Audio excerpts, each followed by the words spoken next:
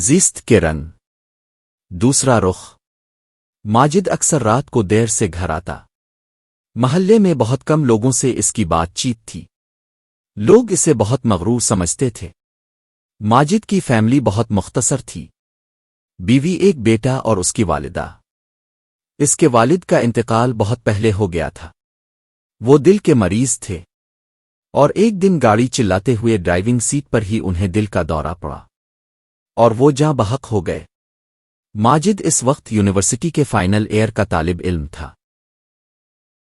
باپ کی وفات کے بعد اس نے اپنے باپ کے چھوڑے ہوئے چھوٹے سے کاروبار پر بھرپور توجہ دی اور اسے اچھی خاصی ترقی دی۔ اس محلے میں آئے ہوئے اسے کہ کچھ زیادہ عرصہ نہیں گزرا تھا۔ اس کے گھر ایسے لوگوں کا آنا جانا بہت تھا جو اس محلے کے رہنے والے نہیں تھے۔ ان میں خواتین کی تعداد بھی اچھی خاصی تھی۔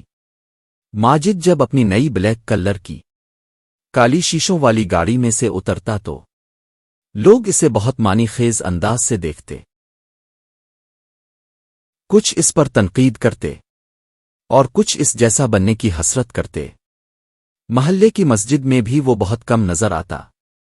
ایک بار تو محلے کے بزرگوں نے یہ طے کر لیا تھا کہ اس کے گھر جا کر اسے تنبیہ کر دیں کہ تو وہ اپنے گھر انجانے کی سم کے لوگوں اور عورتوں کا داخلہ بند کر دیں، پھر یہ محلہ چھوڑ جائے، کیونکہ یہ شریف لوگوں کا محلہ ہے۔ ایک گندی مچھلی پورے تالاب کو گندا کر دیتی ہے، اسی طرح محلے میں ایک بری فیملی پورے محلے کے اخلاق کو بگاڑ سکتی ہے۔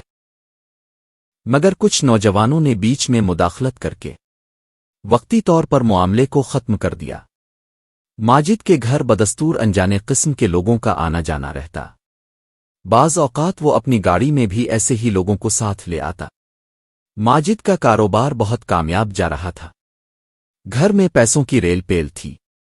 لوگ اکثر اس کے بارے میں تبصرہ کرتے کہ معلوم نہیں اس کی کون سی نیکی کام آ گئی ہے جو دولت کی اس قدر فراوانی ہے، ورنہ اس کے ظاہری کام تو ایسے نہیں ہیں کہ جن سے ثواب کی توقع کی جائے۔ ایک بار محلے کے ایک زیر تعمیر مکان کی چھت سے ایک مزدور گر کر مر گیا جو ٹھیکیدار مکان تعمیر کر رہا تھا۔ اس نے اس مزدور کے وارثوں کو محض چند ہزار روپے دے کر اپنے طور پر یہ سمجھ لیا تھا کہ اس نے اپنا فرض پورا کر لیا، اور پھر یہ کہ مزدور اپنی غلطی کی وجہ سے گر کر مر گیا۔ اس میں ٹھیکیدار کی کوئی غلطی نہیں تھی۔ ویسے بھی آئے دن اخبارات میں ایسی خبریں چھپتی رہتی ہیں کہ ناقص مٹیریل کے استعمال کرنے کی وجہ سے زیر تعمیر عمارت گر گئی اور اس میں کئی مزدور ہلاک ہوئے۔ چند دنوں تک اخبارات میں ایسی خبریں آتی ہیں، لیکن اس کے بعد یہ خبریں آنا بند ہو جاتی ہیں۔ ناقص مٹیریل کے استعمال کے نتیجے میں ہلاک ہونے والے مزدوروں کو کیا معاوضہ ملا، ٹھیکیدار کو کیا سزا ملی، اس سلسلے میں بہت کم ہی کوئی تفصیلی خبر آتی ہے۔ اسی طرح ٹھیکیدار نے چند ہزار روپے اس مرنے والے مزدور کے وارثوں کو دے کر جان چھوڑا لی۔ اس کے وارث اسے اپنے آبائی علاقے لے جانا چاہتے تھے، لیکن ان کی مالی حالت ایسی نہیں تھی کہ وہ وہاں لے جا سکیں۔ کسی طرح ماجد کو اس واقعے کی اطلاع ہوئی اور اس نے بخوشی تمام اخراجات ادا کر کے اس مزدور کو اس کے وارثوں سمیت اس کے آبائی علاقے بھجوا دیا۔ یہ جان کر محلے کے لوگ حیران رہ گئے کہ ماجد جیسا مغرور شخص اتنا اچھا کام بھی کر سکتا ہے۔ کچھ لوگوں نے تعریف کی اور کچھ نے کہا کہ حرام کی دولت بہت ہے، نام کمانے کے لیے تھوڑا خرچہ کر لیا ہوگا۔ لیکن اس واقعے کے بعد خاص کر نوجوانوں کا ایک طبقہ ماجد کی حمایت کرنے لگا، اور وہ کہتے کہ ہمیں کسی کی ذاتی زندگی میں مداخلت نہیں کرنی چاہیے۔ لیکن اب بھی ایک طبقہ محلے والوں کا ایسا تھا جو ماجد کو برداشت نہیں کر سکتا تھا۔ وقت اپنی رفتار سے گزر رہا تھا۔ کچھ دنوں تک ماجد کسی کو نظر نہیں آیا۔ محلے والوں نے ایک دوسرے سے ماجد کے بارے میں پوچھنا شروع کر دیا۔ ماجد کی بیوی بھی بہت کم کہیں آتی جاتی تھی۔ خیر، کسی طرح معلوم ہوا کہ ماجد کو دل کا عارضہ لاحق ہو گیا ہے اور ایک ہلکا سا ہارٹ اٹیک بھی ہوا ہے، اور ڈاکٹروں نے اسے مکمل آرام کا مشورہ دیا ہے۔ ہسپتال سے آنے کے بعد وہ گھر پر مکمل آرام کر رہا تھا۔ اس دوران بھی وہی مخصوص قسم کے لوگوں کا آنا جانا جاری رہا۔ کچھ دنوں بعد ماجد نے گھر سے باہر نکلنا شروع کر دیا اور محلے کے چند ایک لوگوں سے دعا سلام ہوئی۔ ان لوگوں نے ماجد کی خیریت دریافت کی تو ماجد نے انہیں بتایا کہ اسے دل کا عارضہ لاحق ہو گیا ہے اور یہ کہ میرے والد کو بھی تقریباً اسی عمر میں پہلا ہارٹ اٹیک ہوا تھا۔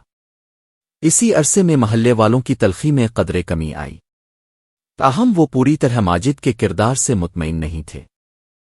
تقریباً 3 ماہ کے وقفے کے بعد دفتر میں کام کے دوران ماجد کو دوسرا ہارٹ اٹیک ہوا، جو پہلے والے اٹیک سے زیادہ سخت تھا۔ دفتر والوں نے اسے ہسپتال پہنچایا، جہاں وہ ہسپتال پہنچنے کے تقریباً 1 گھنٹے بعد انتقال کر گیا۔ ڈاکٹروں نے اس کی جان بچانے کی ہر ممکن کوشش کی، تاہم وہ اس کی جان بچانے میں کامیاب نہ ہو سکے۔ شام کے وقت اس کی لاش گھر لائی گئی۔ لاش کے ساتھ تقریباً دفتر کا سارا عملہ موجود تھا۔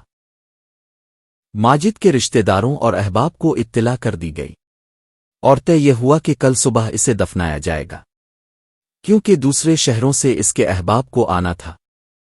صبح محلے والوں نے دیکھا کہ ان کے احباب کے علاوہ کثیر تعداد میں ایسے لوگ موجود ہیں جن کا تعلق مختلف خیراتی اداروں سے ہے۔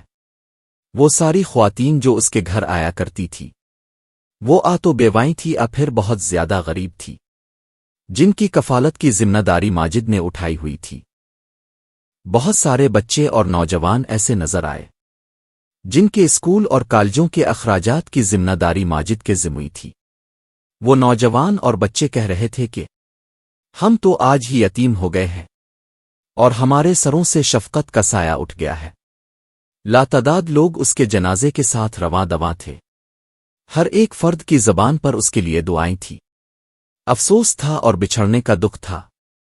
ایسا لگتا تھا جیسے کسی بہت بڑے آدمی کے جنازے کا جلوس ہو، جسے آخری آرام گاہ تک چھوڑنے کے لیے شہر کے کونے کونے سے لوگ اکٹھے ہوئے ہوں۔ وہ لوگ جو ماجد کے کردار پر شک کرتے تھے، جو اسے مغرور دولت مند کے نام سے یاد کرتے تھے، آج بے حد افسردہ اور اپنے کیے پر نادم تھے۔